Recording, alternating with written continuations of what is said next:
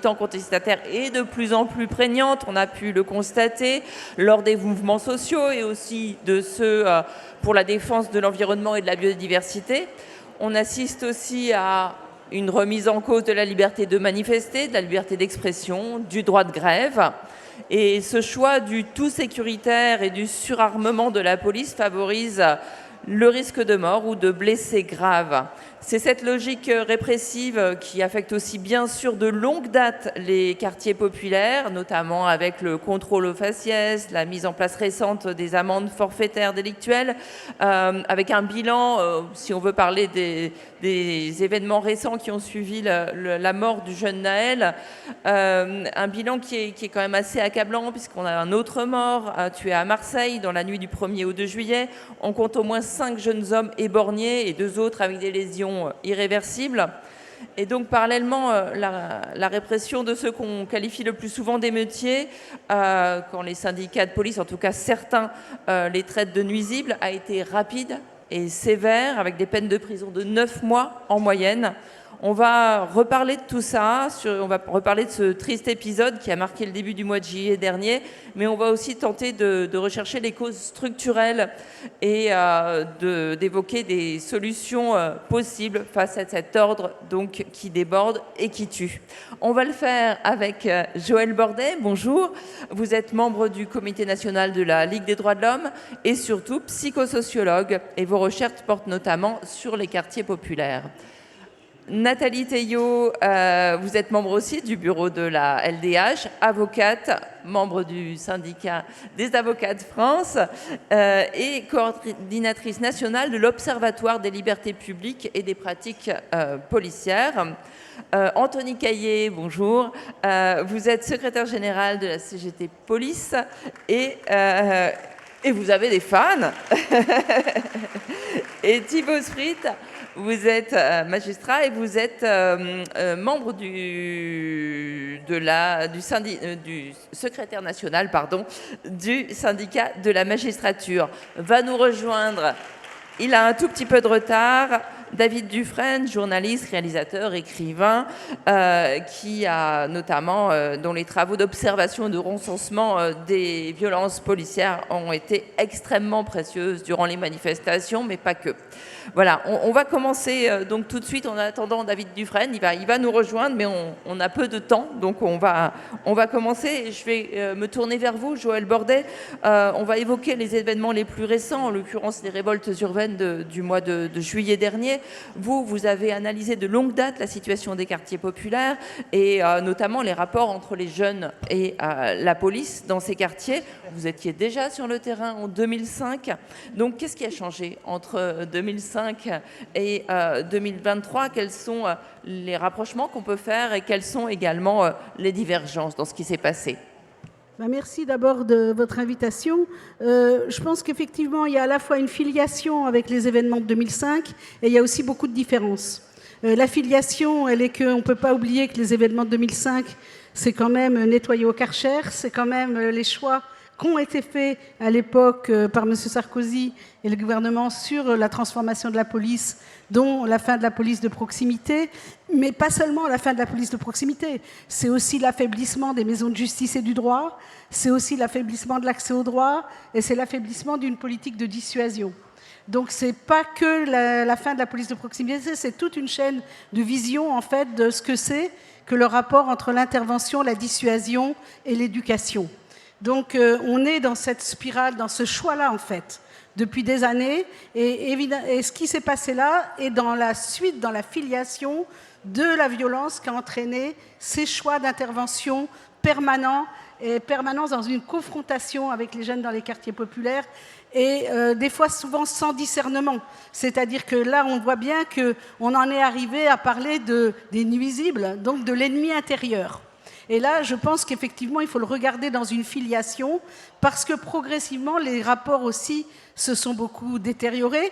Puis vous avez aussi des jeunes aujourd'hui qui n'ont connu que ça, c'est-à-dire qui n'ont connu que la confrontation, et c'est devenu aussi une culture des jeunes des quartiers populaires. De toute façon, la culture de la confrontation avec la police, elle ne date pas non plus d'ailleurs de 2005, Donc, je veux dire, il y a une histoire de cette confrontation, mais aujourd'hui, on est arrivé à un point très, très grave. Et par ailleurs, je crois qu'il faut parler de la fragilisation sociale des quartiers populaires.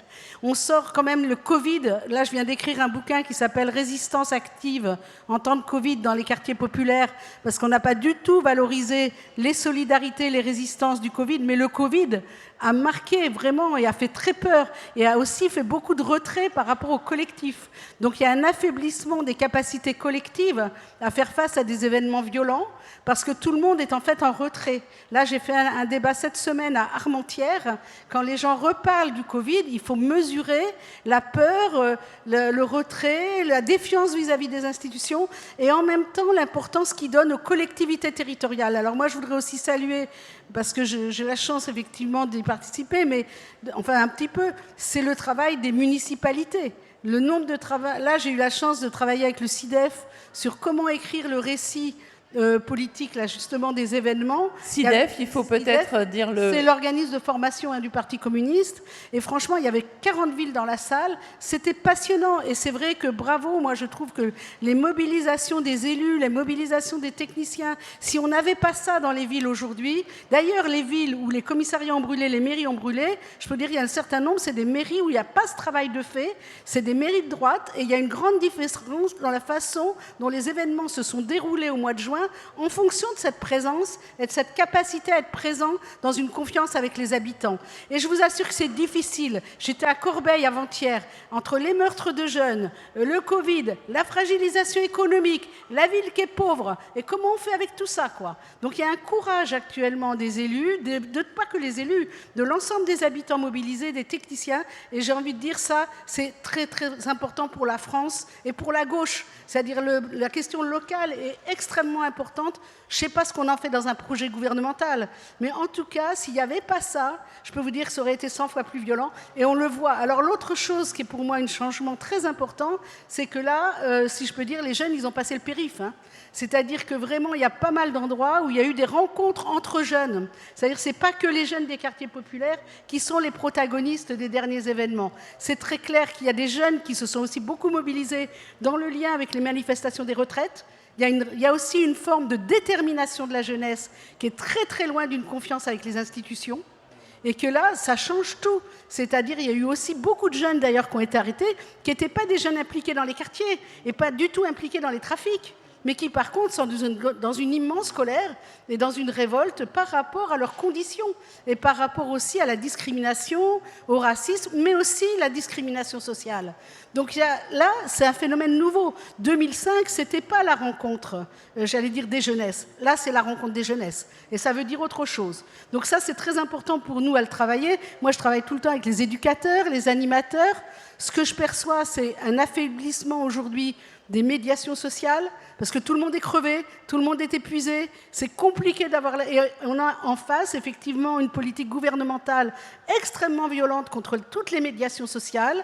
Il faut parler du contrat républicain, il faut parler de la loi sur le séparatisme, il faut parler de la défiance permanente à l'éducation populaire et les transformations avec le service national universel. Donc réellement, là, on a un projet en face du gouvernement qui n'est pas seulement un projet autoritaire, qui est vraiment un projet de dressage de la jeunesse. C'est-à-dire qu'il y a une volonté d'uniformisation pour dresser la jeunesse.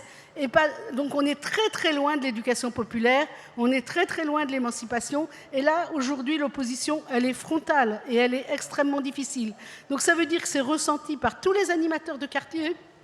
Et que quand on est animateur, qu'on vit dans un quartier populaire, qu'on a affaire à voir la voiture qui risque de brûler et qu'on ne peut pas sortir parce que c'est trop violent et parce que d'ailleurs la police n'était pas là dans un paquet de quartiers, quoi. En fait, ils ne sont pas rentrés dans beaucoup de quartiers et les gens, ils ont été tout seuls dans beaucoup de quartiers, en tout cas où je travaille. Donc ça aussi, ça dit quelque chose. La police, elle n'a pas été au même endroit partout et ça, je trouve que ça mériterait d'être travaillé. Où est-ce qu'effectivement elle est intervenue? Comment elle est intervenue? Et qu'est-ce que ça veut dire pour les habitants qui se sont trouvés tout seuls, souvent sans personne de l'action publique. Et ça, moi, je crois que les effets de ça vont être considérables sur le rapport de confiance avec les institutions. Parce qu'on ne peut pas sortir indemne de s'être retrouvé tout seul dans le feu, à ce moment-là, dans les quartiers populaires. Merci, Joëlle. «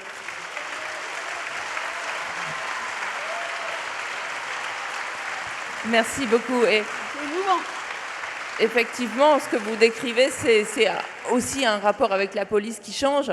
David Dufresne, je vais vous donner la parole maintenant pour aussi, vous aussi, de longue date, vous étudiez les rapports entre la police et la population, et notamment les conséquences physiques sur les personnes de l'intervention de la police. Est-ce que l'intervention de la police a vraiment changé? On a l'impression que dans les quartiers populaires, quelque chose qui était connu de longue date, le harcèlement, la violence, elle s'est diffusée dans les manifestations, et c'est vraiment arrivé à partir des Gilets jaunes, en fait.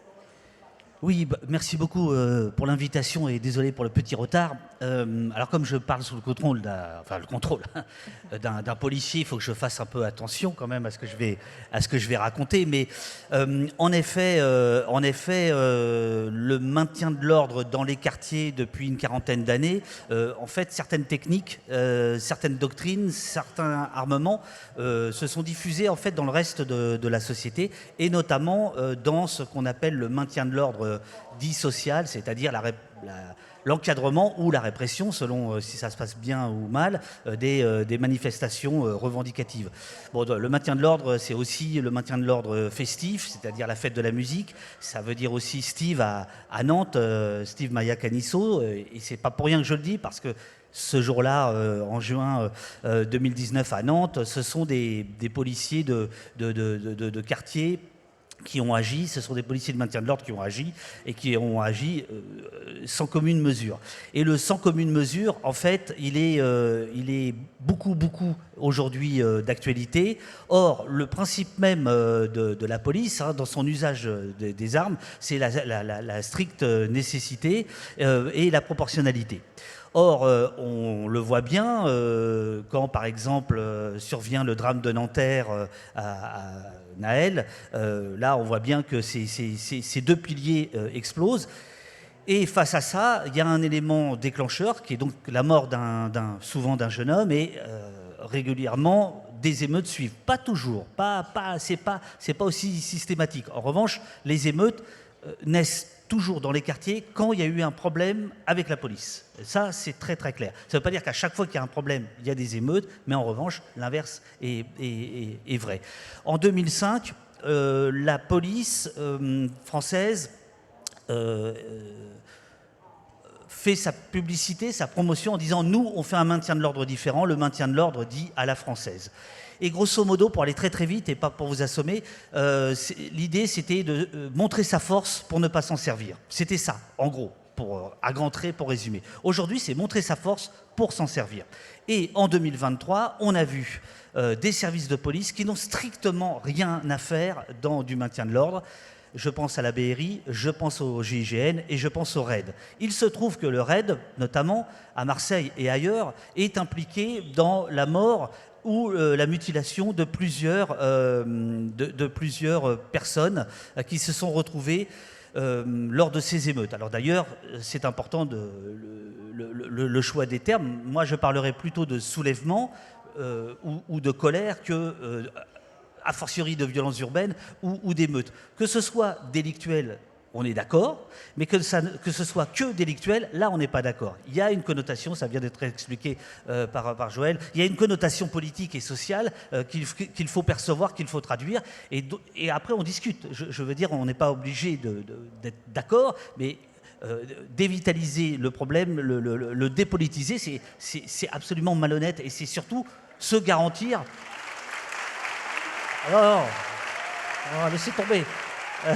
C'est surtout se garantir que ça va se renouveler. C'est-à-dire qu'on ne veut pas régler la racine du problème. Or, en effet, les policiers aujourd'hui se vivent, vous l'entendez toute la journée, comme le dernier rempart de la République. Si c'est vrai, alors ça veut dire que la République a totalement failli. Parce que ça ne devrait pas être le dernier rempart et les policiers se vivent comme tels. Si c'est ça le seul service public qui reste dans les quartiers, c'est qu'il y a un vrai problème de politique de la ville, de politique en général. Donc on envoie des policiers qui ne sont pas formés, qui ne sont pas équipés, ou qui sont, même certains le disent, on est suréquipés, surformés pour investir les quartiers. Mais qu'est-ce que ça veut dire? Ça veut dire qu'on habitue la population à une militarisation du maintien de l'ordre, au déplacement de véhicules légers blindés dans les rues. On l'avait vu lors de l'acte 4 des Gilets jaunes, rappelez-vous, c'était le 8 décembre, après l'Arc de Triomphe qui était le premier. On avait vu des blindés de la gendarmerie arriver, défiler sur les Champs-Élysées pour un effet de sidération. Enfin, je ne sais pas si vous vous souvenez, mais en tout cas, sur le moment, c'était vraiment un effet de communication, de sidération pour dire, voilà, les choses sont très graves, on envoie des véhicules qui rappellent le Kosovo, qui avait été utilisé au Kosovo, etc. Mais aujourd'hui, on n'en est plus là. C'est-à-dire qu'on ne les prend pas uniquement pour figer, mais pour intervenir avec une disproportion absolument folle. Et en effet, on voit de plus en plus du maintien de l'ordre non plus encadré, mais faire ce qu'on appelle du saut de dessus, de l'interpellation, c'est-à-dire c'est la bacisation de la police. Et la BAC, il faut toujours le rappeler, elle naît de l'autre côté de Paris, elle naît à la fin des années 60, en Seine-Saint-Denis. C'est la première fois que c'est utilisé, c'est une police qu'on va tester et qui en fait s'est totalement généralisée et qui est à la base d'énormément de problèmes. Merci. On reviendra vers vous tout à l'heure. Je voudrais donner la parole maintenant à Anthony Caillé, qui représente un syndicat CGT minoritaire dans la police. C'est pas vous qui co-gérez la police, très clairement, Anthony. Mais la question que j'ai envie de vous poser, c'est au sein de cette institution, les dysfonctionnements ont l'air assez manifestes. Vous qui les voyez un petit peu de l'intérieur, c'est quoi? C'est un problème de formation? On a l'impression qu'il y a aussi un gros problème de peur des policiers qui considèrent chaque personne comme un ennemi et qui vont tirer sur les gens. Il y a eu beaucoup de cas là récemment de gens qui se sont fait tirer dessus juste parce qu'ils étaient là. Et on leur dit d'ailleurs, vous êtes là au mauvais endroit, au mauvais moment. Donc comment ça se passe au niveau des donneurs d'ordre? Comment ça se passe au niveau de la formation? Comment ça se passe au niveau des armes? Où est le problème? Le problème, il est que le contrat social qui devait être mis en œuvre, c'est-à-dire une police au service des citoyens, en fait, aujourd'hui, il n'existe pas. On peut estimer qu'il est au service de l'État, mais moi, je pense qu'il est surtout au service du gouvernement. Et donc, il y a quand même aujourd'hui une manipulation des forces de police à l'endroit notamment des quartiers, des manifestants, de la vie associative, qui, à mon avis, ne souffre d'aucune interprétation. Et on a plusieurs difficultés là-dessus. Déjà, on a un choix sémantique du politique qui est fait depuis l'arrivée de Nicolas Sarkozy, avec des termes très guerriers, un profil très martial, un changement de doctrine, la fin de la police de proximité, la mise en place du nouvel uniforme qui est très militaire, l'arrêt d'un vocable enquêteur, gardien de la paix. On vous parle de force de l'ordre, on ne parle plus de gardien de la paix, c'est quelque chose qui n'existe plus. Et effectivement, c'est ce que disait Madame Bordet, et là-dessus je la rejoins, c'est qu'il y a un discours à longueur de journée sur toutes les antennes de chaînes de télé, des médias mainstream, qui est le fameux ennemi de l'intérieur. Et c'est de nouveau, ça s'est super cristallisé après les attentats de 2015. Et donc la police nationale, elle n'échappe pas non plus aux politiques publiques, elle se paupérise de plus en plus, on fait des formations de plus en plus courtes, on embauche de moins en moins, on fait partir en retraite de plus en plus de monde le plus rapidement possible, et donc on a un tuilage déjà qui est mal fait, on a une formation qui a été extrêmement raccourcie, qui est passée de 12 mois à 8 mois, qui est de nouveau revenue à 12 mois, mais qui n'est en tout cas absolument pas ce qu'elle devrait être, puisque d'autres pays européens comme l'Allemagne, c'est 24 mois de formation. Et puis surtout, ces formations, elles sont quand même très fragiles. Elles sont dispensées exclusivement par des policiers à l'attention de policiers. Donc on va refaire en fait le schéma. C'est des policiers qui ont vécu ça, qui ont travaillé 20 ans dans les commissariats et qui vont aller, eux, dispenser des cours avec leur avis, leurs sentiments, leur jugement. Et ça, c'est aussi quelque chose que nous, on met en lumière, c'est-à-dire que nous, on dit la formation, elle doit aussi être dispensée par des gens qui viennent de l'extérieur. Il faut aussi, dans ces écoles, qu'on fasse rentrer des magistrats, des avocats.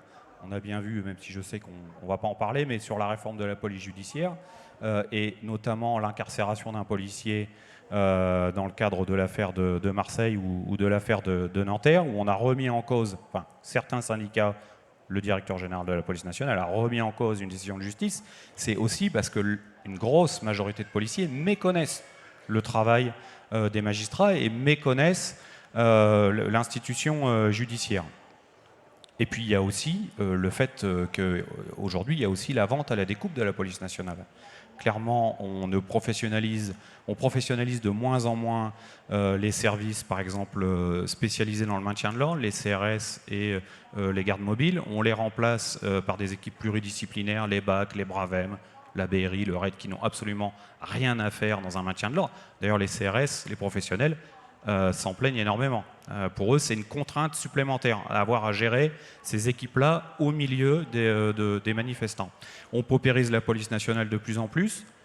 Là où vous disiez, Madame Bordet, qu'effectivement, il y a des endroits, plein d'endroits où les policiers ne sont pas rentrés, parce qu'en fait, il n'y a plus de commissariat. Parce que là où on ouvre un commissariat de police municipale, on ferme un poste, un commissariat de police nationale. Et donc, on n'est plus là, en fait.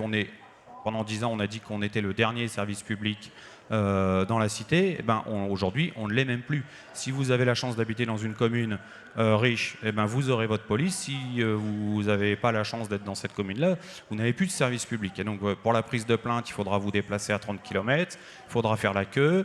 Il faut avoir la chance de prendre un rendez-vous sur Internet. Si vous êtes dans une zone blanche, vous n'avez pas... Enfin bon, donc le service public, il n'est plus rendu. Et tout ça, ça distend les liens entre la police et sa population. Et ça, aujourd'hui, c'est plus possible. Il faut recréer du lien, il faut remettre en place une police de proximité. La police, elle doit être au service des citoyens, c'est consacré dans la Constitution, c'est ainsi. C'est un service au service de l'État et pas d'un gouvernement, ce qui est quand même pas tout à fait la même chose. Et il faut redonner du sens à nos missions. Il faut arrêter les missions punitives, les missions répressives. Il faut aller sur de la mission préventive, ce qui ne veut pas dire qu'on ne fera plus de répression. C'est notre boulot. Moi, je ne suis pas infirmier, je ne suis pas pompier. Je l'ai compris quand je suis rentré dans la police. Je l'avais compris même avant. On sait qu'on ne sera pas invité au mariage. Ça fait partie de notre métier. On est là pour ça. On l'assume complètement. Mais on n'est pas là que pour ça. Il faut aussi qu'on redonne du sens aux missions de la police. Merci.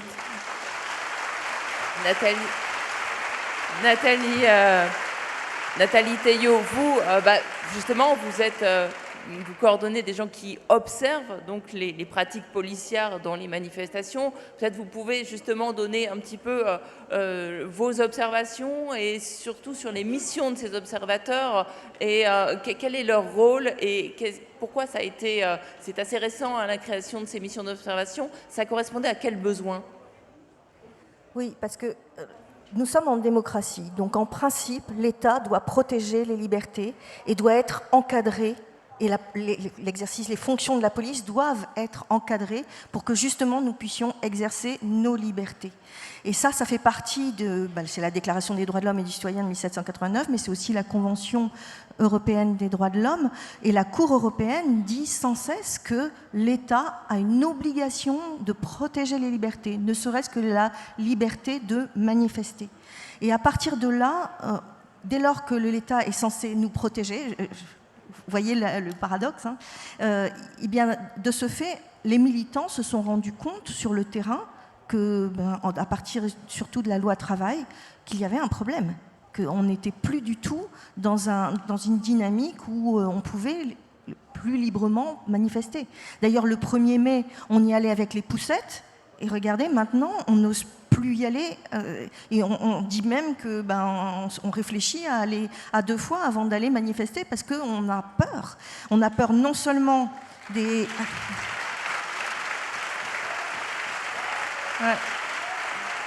On a peur non seulement des violences qui pourraient être commises et surtout des armements qui projettent à l'aveugle, comme le LBD 40 ou les grenades, où c'est n'importe qui finalement qui peut être touché. C'est pas une personne en particulier, c'est n'importe qui.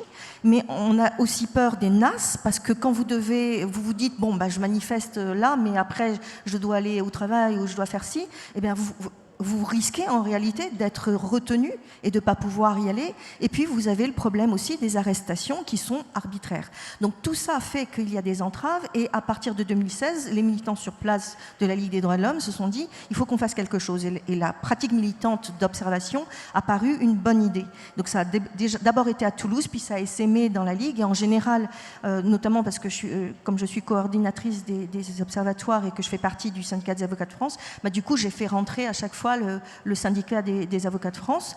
Et donc, nous luttons ensemble avec d'autres associations. Hein. Localement, ça peut être le MRAP, ça peut être ATTAC, enfin, ça dépend, c'est les liens locaux.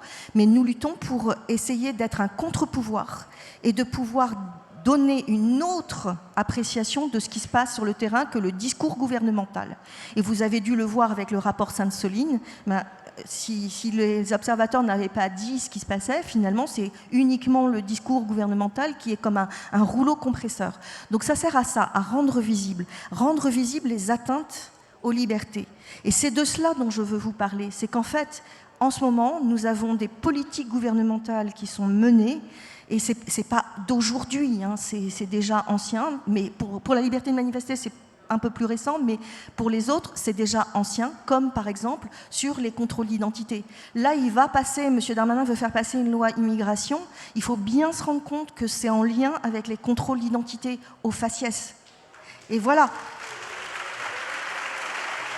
Et donc, ce sont des politiques qui sont menées et qui ont d'autres visées en réalité que le simple fait de faire des contrôles d'identité. Bien sûr, ça va rencontrer aussi la volonté de certains policiers. Ça, évidemment, ça va faire conjonction et ça va s'amplifier. Mais il faut bien comprendre qu'il y a aussi derrière une politique gouvernementale. Alors même que le Conseil constitutionnel dit que c'est la liberté d'aller et de venir et qu'elle doit être protégée et que par conséquent, il ne doit pas y avoir des contrôles d'identité systématiques, etc. Et pour autant, vous voyez bien que ce sont certains qui sont visés. Le problème, c'est que comme toute la population n'est pas visée, ça n'est pas rendu visible. Et c'est de cela qu'il faut faire. C'est pour ça qu'on témoigne aujourd'hui. C'est pour rendre visible ce genre de politique. Et aujourd'hui, vous avez pire, vous avez les amendes forfaitaires. Et ça, j'imagine qu'un certain nombre d'entre vous, à part sur les manifs, parce que maintenant, ça touche aussi la question des manifestants qui reçoivent leur avis lorsqu'il y a une interdiction de manifestation,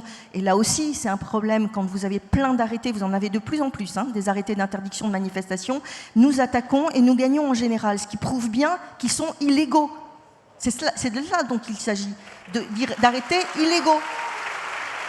Et donc, vous avez des personnes qui reçoivent des avis de contravention. D'ailleurs, j'en ai contesté aussi, enfin, on a mis sur le site de la Ligue et du SAF Paris pour aider à contester, parce qu'il y avait même des gens qui étaient en dehors du périmètre interdit qui recevaient des avis. Mais qui reçoit le plus ces amendes ? Ce sont les jeunes de certains quartiers populaires, notamment, prenez à Paris, ce sont certains quartiers où il y a la gentrification en cours et où on veut pousser ces gens-là en se disant ces gens, on n'en veut pas, hein, donc ces jeunes, on ne veut pas les voir dans l'espace public, alors ils vont recevoir par volée de 3, c'est-à-dire c'est déversement de liquide insalubre, c'est jet d'ordures et c'est atteinte à la tranquillité publique. Et maintenant, on va même plus loin. Vous avez les nouvelles lois qui sortent sur l'amende forfaitaire délictuelle. Et ça permet, par exemple, l'usage de stupéfiants. Donc, c'est la politique de drogue qui sont menées. Et écoutez ce que dit M. Darmanin. C'est toujours, comme au temps de M. Sarkozy, c'est toujours tolérance zéro, c'est toujours on ne laissera pas passer, il faut lutter. Mais regardez ce qui se passe. Actuellement, vous avez la France est le pays le plus prohibitif en matière de drogue et où il y a le plus de jeunes qui consomment du cannabis. Cherchez l'erreur. Donc c'est une politique qui ne fonctionne pas, mais où on va faire semblant d'agir en touchant les jeunes de quartiers populaires, notamment par les amendes forfaitaires délictuelles. Délictuelles, ça veut dire que ça reste un délit et ça veut dire que c'est au casier judiciaire. Ça veut dire que ça va impacter derrière leur avenir parce qu'ils risquent d'avoir des problèmes pour certains métiers, de la sécurité par exemple. Et puis ça va toucher les familles, parce que les familles... Alors, pour délictuel, ce n'est pas encore les mineurs, mais M. Darmanin a dit qu'il voulait le faire passer à partir de 16 ans. Et nous avons tout un procédé comme ça qui touche toujours les mêmes et qui est donc dans de la discrimination et raciale et sociale et quelque chose qui est invisible. Vous n'en entendez pas parler, mais pour autant, ça a vraiment un impact. Donc, Merci Nathalie. Et on comprend bien qu'il y a une sorte de continuum de cette violence, qui est une violence policière, et aussi, on va en parler avec Thibaut Strick du syndicat de la magistrature, une violence judiciaire aussi. Vous, qu'est-ce que vous avez pu observer, notamment, on peut parler de la réponse pénale des jeunes qui ont participé aux manifestations et aux révoltes urbaines très récemment. Je crois que la peine moyenne, c'est 9 mois, et c'est pour parfois des gens qui avaient des casiers judiciaires vierges, et donc ça paraît beaucoup quand même. Oui, c'est beaucoup. Alors, on peut élargir le constat du lien entre la justice et ce qu'il lui est demandé de faire quand il y a un trouble à l'ordre public tel que le gouvernement demande à la justice d'être particulièrement ferme, particulièrement répressive, rapide, etc. Ce que je veux dire avant de répondre à cette question, c'est que fait un juge toute la journée, un magistrat toute la journée, même un magistrat du syndicat de la magistrature? Il lit des procès-verbaux établis par des enquêteurs. Il est dépendant de la police, il demande à la police d'aller entendre telle ou telle personne, il demande à la police d'exécuter des décisions de justice. Il y a un lien énorme entre la police et la justice. Beaucoup de médias, de personnes, de syndicats nous ont fait le procès, syndicats de la magistrature, de venir aujourd'hui à la Fête de l'Humanité pour parler de police notamment, en oubliant qu'on est fondamentalement lié à la police et que rendre visible certains des dysfonctionnements, ça fait partie de notre travail de syndicat de magistrats. Donc oui, la répression, l'action judiciaire après les événements de cet été a été très ferme. Ça a été essentiellement des comparutions immédiates, ça a été des peines fermes pour des personnes qui étaient primo-délinquantes. Il y a un rapport qui vient d'être établi par l'Inspection générale de la justice qui est limpide sur ce point-là. Ça rappelle la situation pendant les Gilets jaunes. On demande à la justice d'assurer, avec ces moyens judiciaires qui sont censés assurer autre chose que le maintien de l'ordre, d'assurer le maintien de l'ordre.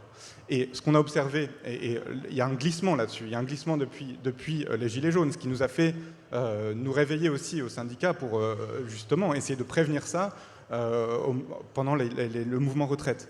Ce qui s'est passé, c'est que certains procureurs de la République ont estimé que c'était leur rôle, non seulement d'exercer l'action publique quand il y a eu des dégradations, mais aussi de communiquer là-dessus, de montrer il y a eu tant de mandats de dépôt, tant de garde à vue, tant de peines fermes, etc., etc. Comme si c'était une victoire pour la justice de punir et de montrer qu'on punit. On a même entendu parler d'arrestation préventive. On a parlé de ça. Alors là pour le coup, il ne faut pas faire le procès des arrestations à la justice, puisque finalement, oui, c'est pas elle qui a l'initiative du placement garde à vue. Hein, c'est elle qui lève la garde à vue et qui dit la suite à donner. Et on peut balayer devant notre porte, mais on ne peut pas non plus faire peser sur la justice l'ensemble des dysfonctionnements sur ce point. Mais vous avez complètement raison sur l'idée que la justice a joué un rôle qui, de l'extérieur et surtout de la part des personnes qui étaient dans ces mouvements, un rôle d'allié objectif du mouvement répressif et du rétablissement de l'ordre. Hein. Alors que la justice, son rôle constitutionnel, c'est de veiller à la garantie des libertés. Et c'est là-dessus que, quand on nous a proposé le thème du débat d'aujourd'hui, l'ordre qui déborde, on n'avait pas immédiatement pensé aux violences policières particulièrement. Ce qui est intéressant là-dedans, c'est que la question de l'ordre, la préoccupation sécuritaire devient une préoccupation première pour beaucoup de nos collègues, alors que leur mission constitutionnelle, c'est la garantie des libertés individuelles, hein, de faire en sorte que, justement, le maintien de l'ordre, l'action de la police, n'aille pas trop entraver sur la liberté, et de faire cette balance-là. Est-ce qu'on a complètement glissé nous-mêmes dans ce travers? Est-ce que cette préoccupation sécuritaire nous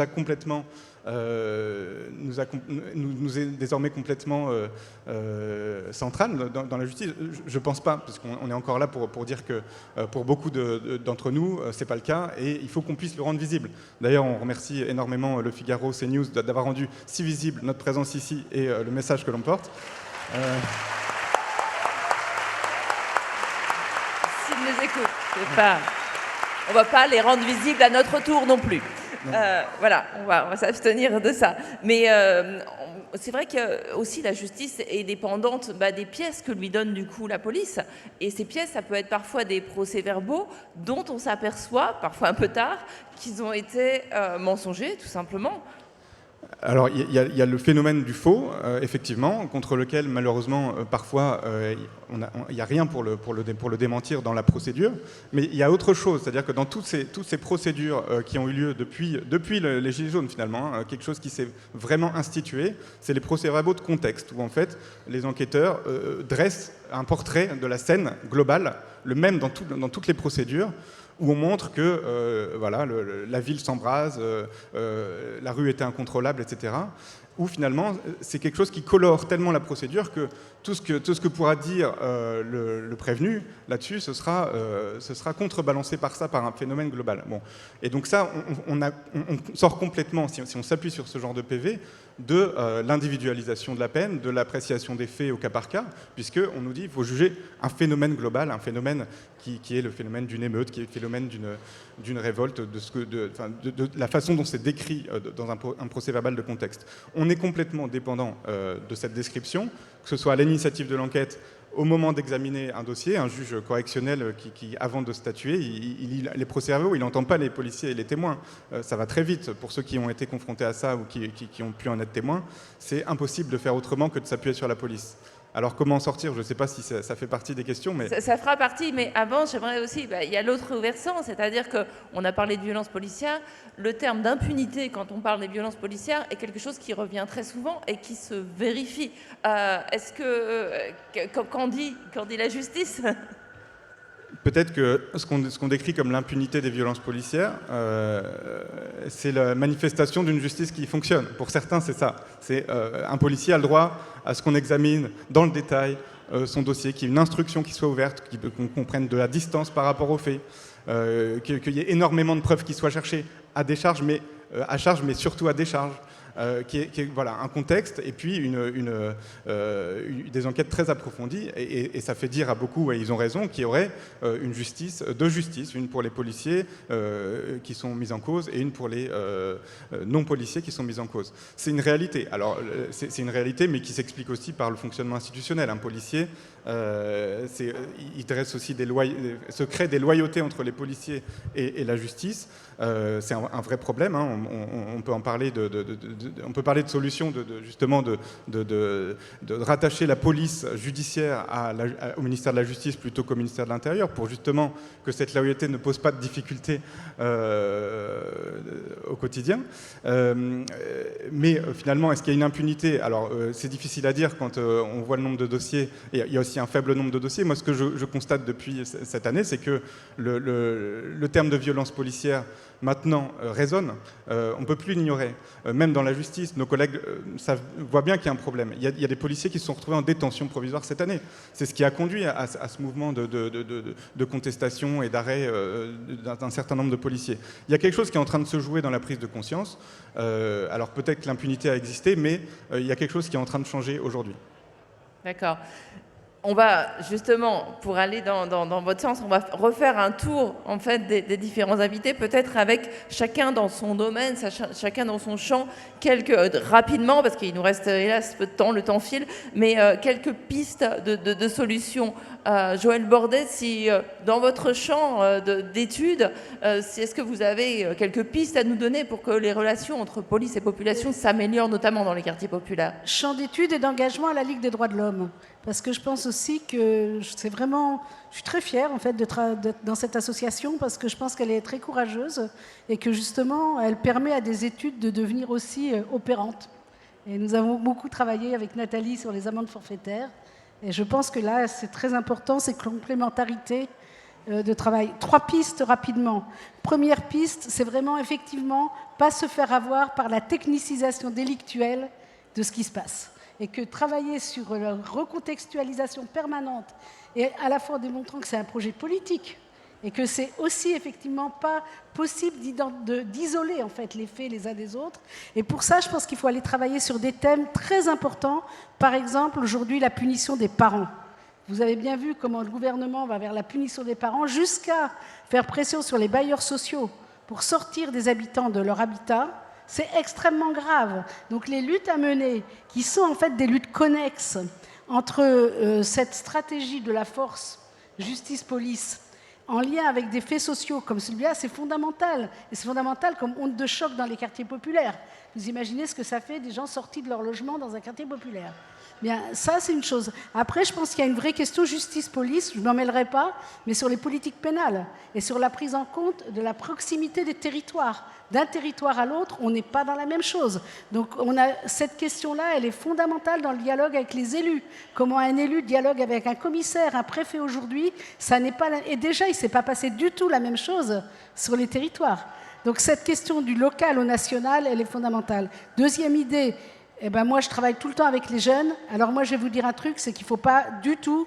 Il faut les écouter, il faut travailler avec eux. Ils sont en danger. La première chose, c'est que les jeunes sont en danger. Ils sont en danger de protection. Voilà.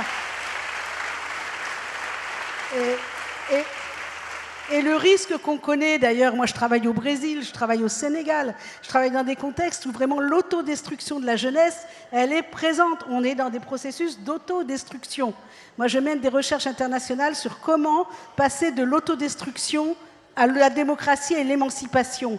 C'est extrêmement important de qualifier ce qui s'est passé. On n'est peut-être pas ni dans la colère, ni dans les révoltes, mais dans de l'autodestruction. En tout cas, il y a un lien entre les deux. Mais si on n'arrive pas à politiser l'autodestruction, alors on sera vraiment dans l'autodestruction. Et donc la question de la pensée politique, et pour tous les jeunes, pas seulement ceux qui vont à la fac et tout ça, hein, mais ceux qui sont réellement fixés dans le quartier, quoi. Et si ceux-là, on les lâche, si ceux-là, on n'a plus d'interpellation avec eux, si les animateurs, ils ne sont pas soutenus, si on ne peut pas travailler avec eux, eh bien là, on va dans l'autodestruction des quartiers populaires. Donc ça, c'est vraiment grave. C'est vraiment grave. Merci. C'est vrai que vous parlez à une passionnée de la question, parce que vraiment, là, il y a et il y a des forces de vie, il y a des forces formidables pour inverser. J'étais avant-hier à Corbeil, meurtre de jeunes. Mais les meurtres de jeunes aujourd'hui, c'est le produit de cette autodestruction. Comment effectivement on fait le récit des meurtres sur une ville comme Corbeil pour sortir Corbeil de chez Dassault? Je veux dire, il y a un travail formidable qui est en train de se faire. Comme ailleurs, hier, Patrice Leclerc, Gennevilliers, le gymnase qui brûle. Qui c'est qui est en première ligne? Le maire avec les élus et 200 habitants.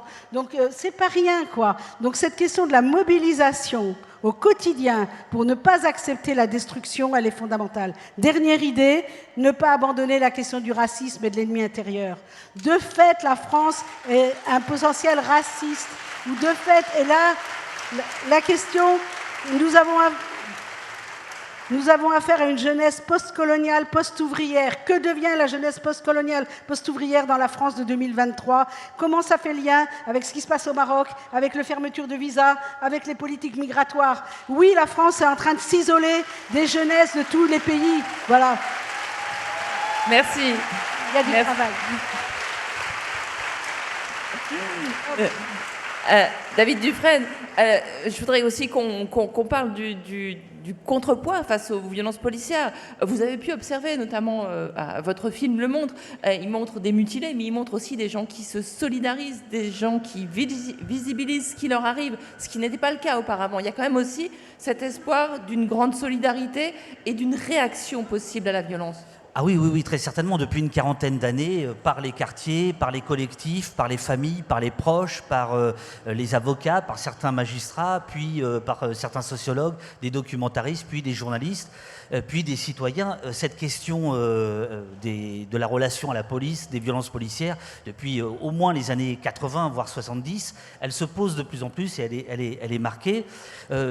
C'est la question finalement du contrôle de la police. Qui contrôle la police? Est-ce que c'est la police qui se contrôle elle-même? Est-ce que ce sont les syndicats d'extrême droite qui veulent contrôler la police? Est-ce que c'est le ministre ou est-ce que c'est le citoyen? L'article 12 de la Déclaration des droits de l'homme nous le rappelle. La nécessité des droits de l'homme nécessite l'instauration d'une force publique pour l'intérêt de tous et non de l'intérêt particulier de ceux qu'elle emploie. Force publique au sens révolutionnaire du terme, c'est publicité. Ça veut dire, ça doit être au nom de tous et ça doit être à la vue de tous. C'est fini la police du roi, c'est fini la police surprotégée, parce que Thibault était quand même assez aimable sur l'impunité. Elle est totale. Et c'est tout à fait accidentel ce qui est en train d'arriver.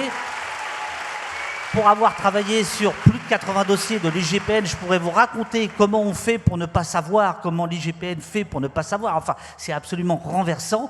Et tant qu'il y aura cette impunité, cet aveuglement, cette surdité, cette idée qu'on ne doit pas regarder ce qui se passe au sein de la police, on n'y arrivera pas. Mais là, on est nombreux. Et ta présence, enfin celle du syndicat, montre bien les limites en face, parce que c'est pas anecdotique ce que le Figaro et CNews a fait. Ça veut dire, c'est pour empêcher la moindre parole qui viendrait éventuellement heurter la doxa, qui serait de dire la police a champ libre, etc. Donc, pour moi, la solution, quelque chose qui est porteur d'espoir, c'est la prise de conscience, c'est documenter, c'est filmer, c'est raconter, c'est témoigner, c'est aller assister aux comparutions immédiates, c'est faire en sorte que le changement de régime dans lequel on veut nous envoyer, c'est-à-dire celui de la police préventive, c'est-à-dire celui de on va condamner un garçon, ça a été le cas, à 9 mois de prison parce qu'il possédait, pendant des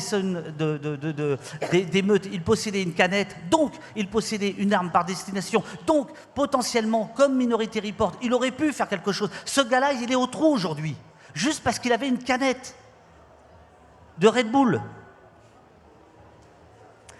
Donc, ce changement de régime, c'est-à-dire une justice et une police préventive, il faut qu'on fasse très, très attention à ce que ça signifie. C'est quelque chose de terrible. Qu'on soit là, qu'on soit concerné, que vous racontiez à vos copains, à vos proches, à vos voisins ce que vous avez entendu, cette idée d'être présent, de répondre présent, par exemple, quand il y a eu la loi sécurité globale, la manifestation monstre qu'il y a eu, il y a quelques semaines, à huis clos, mais c'est sur le site de l'Assemblée nationale. Je vous invite à aller lire la déposition de la directrice des renseignements généraux, enfin du renseignement de la préfecture de police de Paris, qui dit qu'elle a été surprise, que ses services ont été surpris qu'il y ait autant de monde pour cette manifestation. Et c'était quoi? C'était la défense des libertés. Donc on doit être absolument présent et ne rien céder là-dessus. Parce que ce qui se passe dans les quartiers, ça arrive partout après. Donc ne nous croyons pas à l'abri, parce qu'éventuellement, la plupart d'entre nous n'y habitons pas ou plus. Voilà. Nathalie Théiot, rapidement. On va continuer le tour de table. Juste pour quelques mots, s'il y avait une ou deux mesures, je pense par exemple le contrôle au faciès, je pense à l'obligation pour les policiers d'être identifiés, la LDH a porté des choses comme ça, quelles pourraient être pas des solutions, mais des mesures qui nous permettraient de faire un pas en avant? Je vais peut-être m'adresser à vous, parce que d'abord, je suis au titre de la LDH, je suis membre de la Commission nationale consultative des droits de l'homme, qui fait un rapport chaque année sur le racisme. Eh bien, le racisme recule en France, en réalité. Mais le problème, c'est qu'on ne l'entend pas. Quand on regarde les grandes chaînes de télévision, on a l'impression que c'est le racisme qui, au contraire, à travers l'extrême droite notamment, mais pas que. On a, comme je vous ai parlé de la loi immigration, il faut lutter contre, bien sûr, un projet qui est finalement, quand on voit le projet de l'extrême droite, c'est un projet de préférence identitaire. Donc, il faut lutter contre ça. Et donc, pour cela, moi, je vais m'adresser à vous. D'abord, soyons là, soyons présents le 23 septembre, un peu partout en France, contre... Bon, vous êtes au courant. Ensuite, je vous dirais, il faut apprendre nous-mêmes quels sont nos droits, parce que pour pouvoir les défendre, il faut les connaître. Donc c'est pour ça qu'à la Ligue, nous avons fait des fiches que vous connaissez sûrement, nos droits en manifestation, etc. Et donc je vous invite d'ailleurs à aller les chercher, si vous voulez, sur le stand de la Ligue qui est juste à côté, là, au village des territoires solidaires. Et nous avons fait de nouvelles fiches, ça va être sur le site prochainement, cette semaine normalement, sur qu'est-ce qu'il faut faire en cas de violence policière, parce qu'il faut connaître au moment même où on subit, et dans les 24 heures et 48 heures, il faut savoir exactement ce qu'on doit faire, parce qu'il y a le problème de la preuve derrière. Et ça, l'impunité policière, elle vient aussi du problème de la preuve. Donc c'est pour ça qu'il faut savoir ce qu'il faut faire. Donc connaître ses droits, et puis exercer ses droits, et je vous dirais, mais filmez quand vous voyez un contrôle d'identité. Vous avez cette possibilité-là. Rappelez-vous, nous nous sommes battus ensemble au moment de la loi sécurité globale contre ce fameux article 24 qui voulait nous empêcher de filmer, ça aurait dû être un délit. Nous avons gagné parce que nous avons été mobilisés ensemble. Soyons ensemble, agissons. Anthony Caillé, ça va pas être facile, mais à l'intérieur de la police, qu'est-ce qu'on peut faire pour que ça s'arrange, pour que ce soit plus forcément le syndicat majoritaire qui réclame toujours plus d'armes et toujours plus d'impunité? Ça va pas être facile que je réponde après ça, ou ça va pas être facile la mise en œuvre de ce que je vais proposer? Je vous dirais les deux. Bon. Non, très simplement, mais c'est ce qu'on a dit, enfin c'est ce que j'ai déjà dit tout à l'heure, c'est la modification de la formation qui est inéluctable et à mon avis ça ne peut passer que par ça. C'est l'embauche de policiers, je rappelle 144 000 policiers sous Sarkozy, 111 000 aujourd'hui. Donc quand on nous vend, le gouvernement nous vend qu'il y a plus de policiers, c'est absolument faux. C'est débunkériser complètement la police nationale, ne pas laisser l'institution se recroqueviller sur elle-même, c'est-à-dire l'ouvrir au monde et à la société civile. C'est en arrêter avec la politique du chiffre, qui est quelque chose d'ailleurs qui est très corrélé avec le contrôle d'identité, puisque le contrôle d'identité permet très facilement de faire du chiffre et de rendre de la statistique, ce qui donne à notre gouvernement le temps de parole dont il a besoin à l'antenne chaque jour. C'est démilitariser la police. Il y a un aspect missionnel, c'est ce qu'on disait tout à l'heure, c'est remettre en place une police de proximité, peu importe comment on l'appelle, mais réhabilitons en tout cas des missions de proximité et des missions de service au public. Voilà, c'est hyper important. Et peut-être aussi quelque chose qu'on pourrait faire là tout de suite maintenant qui ne serait pas très compliqué, c'est rendre un peu de transparence à cette institution en réformant l'IGPN. Donnons une indépendance complète à cet organisme,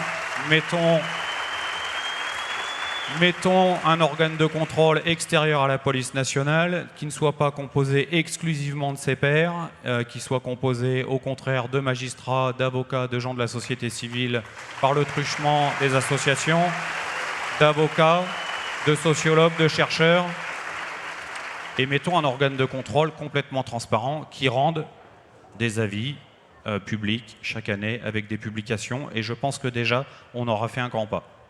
Et quid de la démocratie à l'intérieur de l'institution?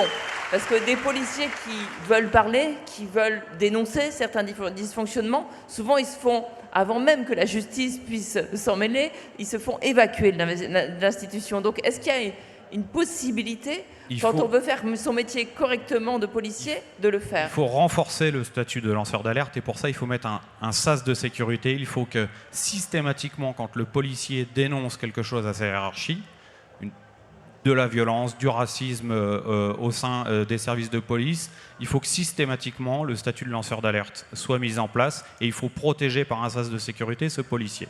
Voilà. C'est une obligation, sinon la parole ne sera jamais délivrée. On va conclure avec la justice. C'est à vous, Thibaut Street, que revient le mot de la fin. Alors, dites-nous ce que souhaite le syndicat de la magistrature pour une justice qui prenne mieux en compte ces problèmes de violence policière. Ça va déjà dans le prolongement de ce qui a été dit sur le fait de rendre visible l'État quand il déborde et quand il désobéit à la loi et au contrat social. Le rendre visible, il y avait l'idée de filmer. Il y a aussi le formidable succès qu'on a eu cet été, et puis même pendant le premier semestre, de contester tous les arrêtés anti-manifestation, où à chaque fois on peut gagner pour montrer que les préfets violent la loi en faisant des arrêtés illégaux, etc., et sur lesquels les contraventions sont fondées. Et donc que la justice joue son rôle. Alors, on l'a fait comme syndicat, évidemment, mais que la justice joue son rôle quand le contrat social et quand les lois fondamentales qui fondent notre société sont violées. Et joue son rôle, c'est-à-dire refuse de faire un rôle de maintien de l'ordre, refuse de faire un rôle de communicant du gouvernement, mais joue son rôle judiciaire, c'est-à-dire de protecteur des libertés. Donc ça passera par des réformes institutionnelles et personnelles. Un dernier mot, peut-être, Nathalie? On a vraiment 2 minutes. Oui, j'ai juste oublié de vous dire qu'il y a une pétition Stop à l'escalade répressive sur le site de la Ligue. Merci de la signer. Voilà, et merci à vous tous. Donc merci Joël Bordet, merci pour le travail que vous faites. J'en ai autant pour vous, David Dufresne, pour ce travail de recension que vous faites qui a permis de visibiliser les violences policières et que chacun puisse en prendre conscience. Merci bien sûr à la Ligue des droits de l'homme et à ses observateurs. À vous, Anthony Caillé, qui est minoritaire dans la police, mais tellement utile. Et enfin au syndicat de la magistrature, qui, comme l'a dit Fabien Gay lors de l'inauguration, est ici, chez lui. Merci à vous tous. Merci à vous. Go. Merci Eugénie.